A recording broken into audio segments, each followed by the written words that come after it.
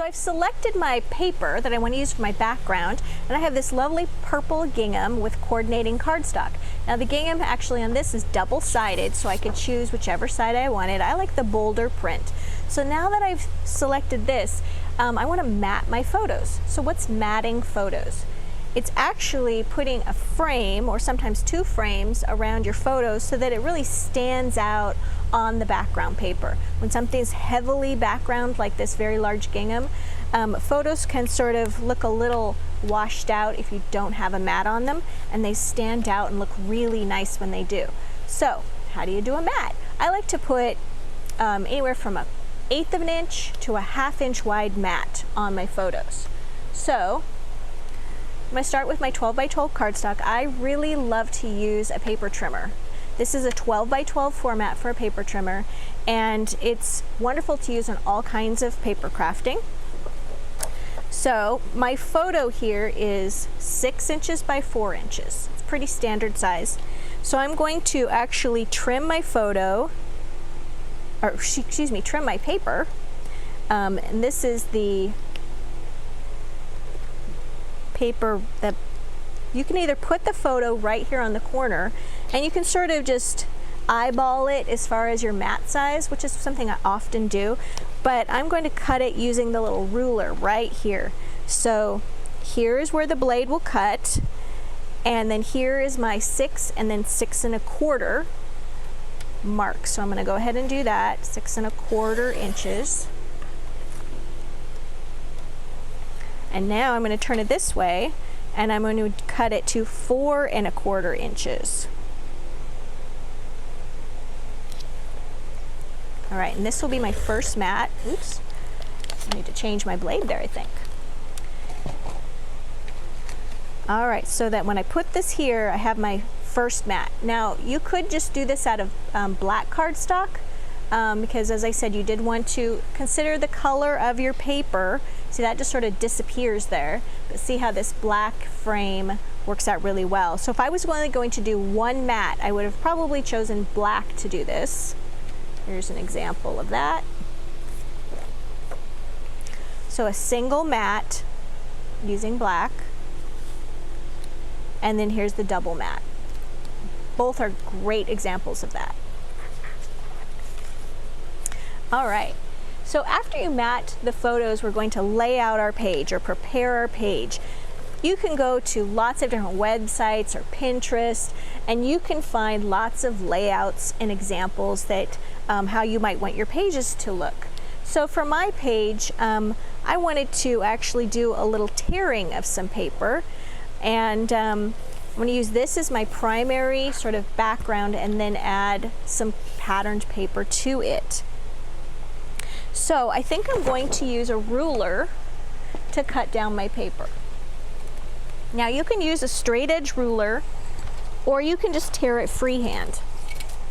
And here I just have a regular ruler and help me to tear the paper. Tearing is just a decorative way of adding a little bit of texture to your scrapbook pages or your card making or whatever.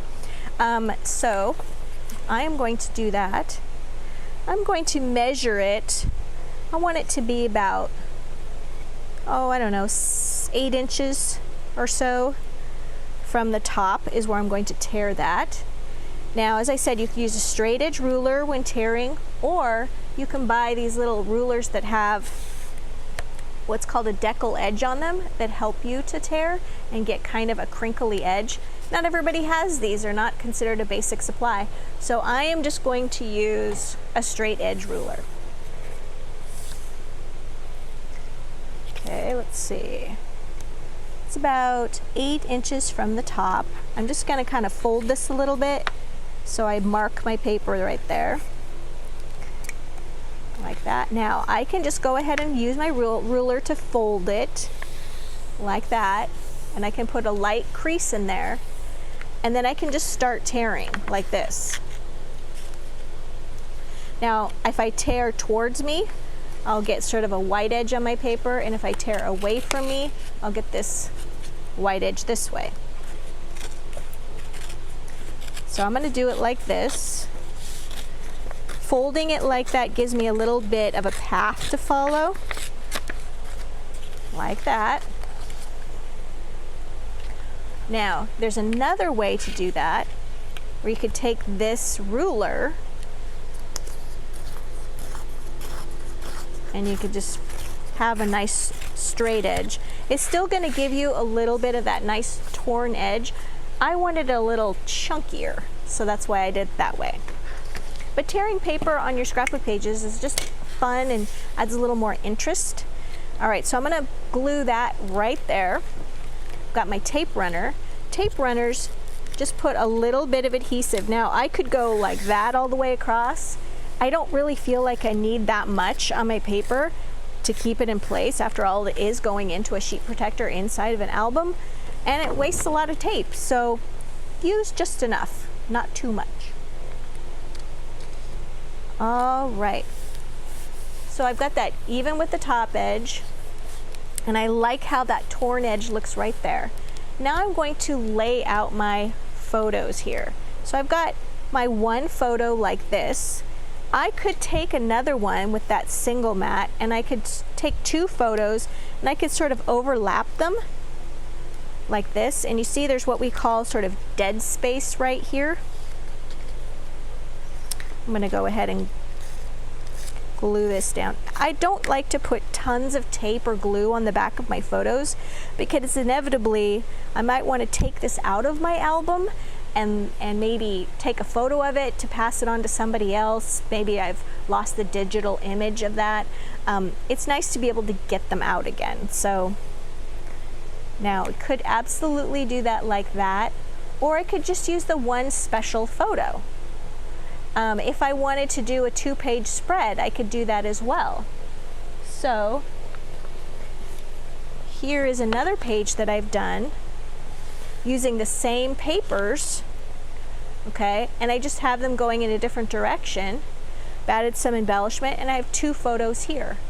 So on this 2-page spread, I could take these very special photos, and I could do something like this where I have 3 photos, or I could do more. I'm going to just do one very special photo today. So now I'm going to take this and I'm going to adhere it to my page. Now, when doing a layout, you could overlap them like I did before, or have one nice photo at the center of the page, because that's where your eye just goes automatically, the viewer's eyes on this page. All right, so the next thing here, I wanted to add a few little fun goodies. So I've got a little paper doily, all right? And all of the supplies that I'm using here are acid-free and lignin-free. And what is that? Acid and lignin are the things that are found in paper, okay? So lignin is what's binding that paper together. Acid is just what's naturally in the paper because it's a wood byproduct. So when those are taken out, they keep the photos from discoloring. So especially this mat on this photo, this is made with acid-free or lignin-free, acid-free and lignin-free paper, so that this will be preserved, and that's very important. So you want to make sure that the things that you're putting on your pages are also acid and lignin-free. When I'm doing paper crafting or other kinds of paper crafting, like card making, things like that, I don't worry about that, but I am worried about it for my scrapbook pages. See how I just sort of lifted up that photo and I just tucked that little doily in there? Okay, so now we get to do, I think it's a really fun part, and we get to add some fun stuff. So I've got this little collection of what they're actually made is for card making, but they're great for all kinds of scrapbooking and things. And they're just little layered pieces like this of brightly colored flowers made of paper. They have a little bit of glitter on them, a little fun. And I can use these with those foam tape pieces that I was showing you before. All right, so I can actually take one of these and I could put it right there with the little bits of foam tape. I'm just going to take a couple of pieces here. Remember, this is double-sided adhesive. I just don't need a ton of adhesive when I'm putting my things together. I need just enough, and I think the more that you do this craft, the more you begin to realize what is just enough. All right, here I've got another collection right here. I should show you how these come when you purchase them. All of these things are available at Paper Wishes. And so these come in all these different styles, and they're all in these little packages, and there's 10 of these little packages in here. So here's another little style, and I thought I could just overlap the photo right there. This one I'm not going to foam tape. I'm just gonna have it kind of go right there. And then I've got this one right here that I could put right here. And then I've got this one. Now these are normally meant to take foam tape and layer this one on this one, and then you put it right here, and you have 3 layers.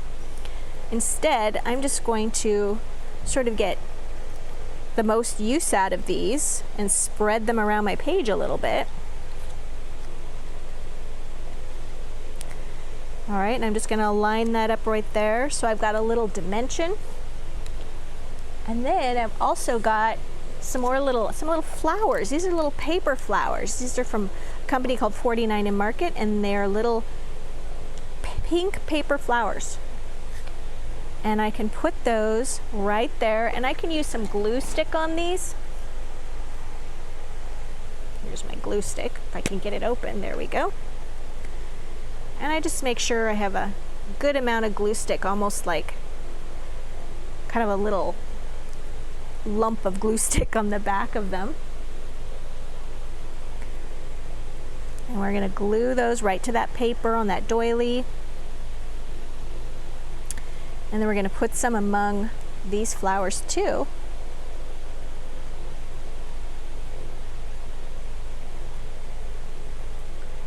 There we go. All right, and you can also add things like ribbon to your pages. This is a gingham ribbon set. So I've got a little hot pink here, and you just tie your ribbon like you would tie your shoes. So you make a little loop like this, and you're going to wrap it around.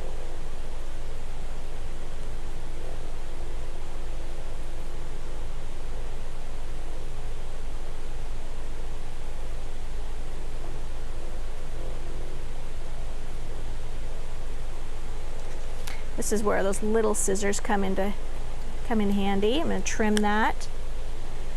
And then I could put that right here or right there actually. I might take a little bit more of my glue stick. You really want to get a lot on there for this particular type because it's kind of a heavy piece. And then I've got this little piece. If you're not great at tying bows, you can always just make a knot. Just like that. And then you want to I like to trim my ribbon at an angle, keeps it from fraying.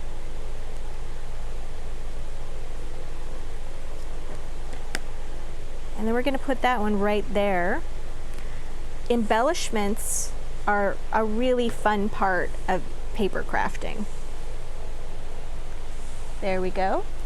And we've also got some things. These are called wishing bubbles.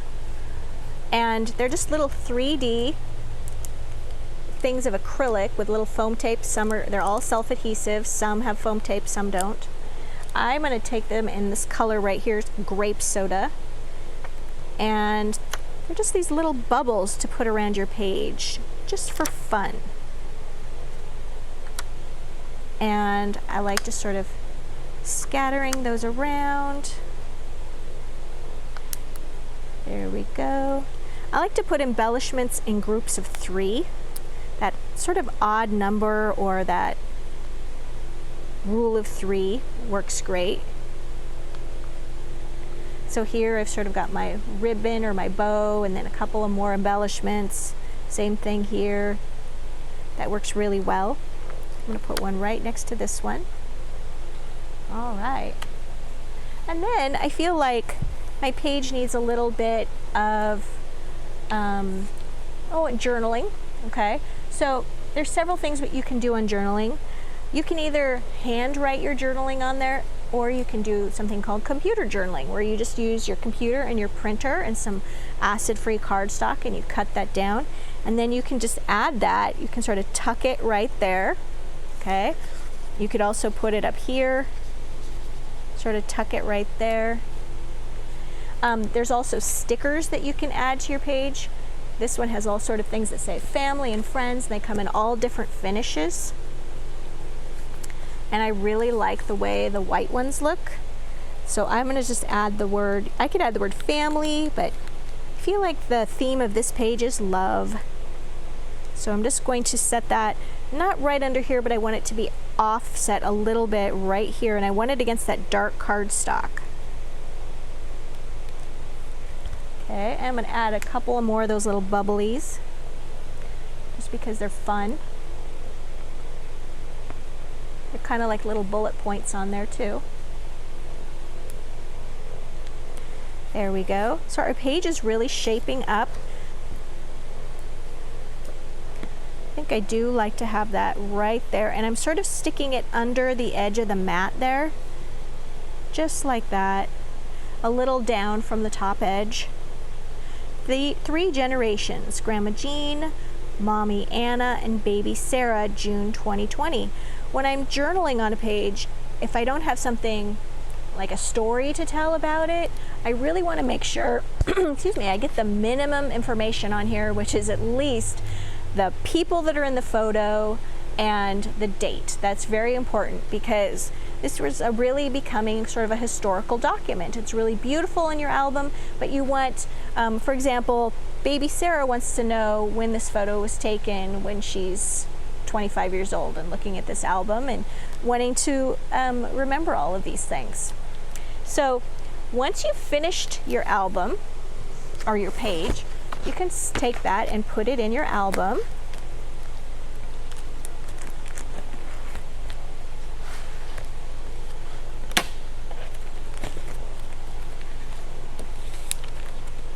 So I'm going to slide this on one side. And remember, I made a 2-page spread. So I have a coordinating page to go on the other side.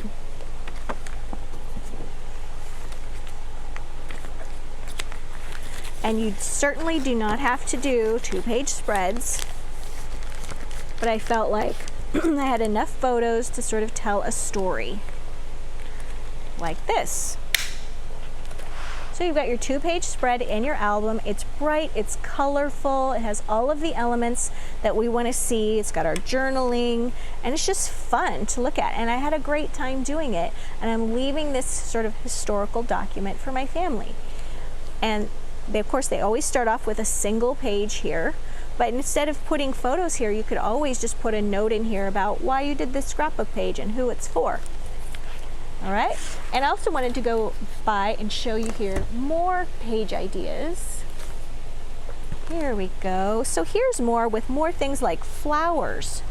So flowers come in all different sizes, and it's really fun to choose them to go with your paper.